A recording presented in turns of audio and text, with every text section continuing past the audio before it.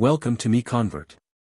In this tutorial, I will show you how to convert FCSTD files to 3DM format, completely free and online. Open your browser and search for FCSTD to 3 decimeters MiConvert.com.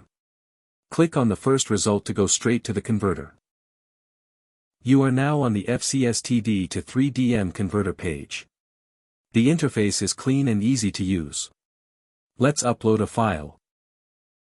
Click the Choose File button. A file picker will open. Select the FCSTD file you want to convert, then click Open.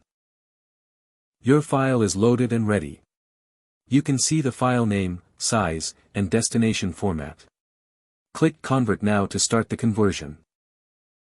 The conversion is in progress.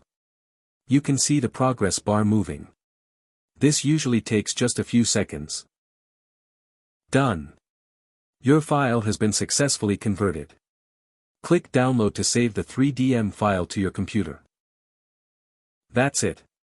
Visit MiConvert.com for more free conversion tools. Subscribe for more tutorials. Thanks for watching.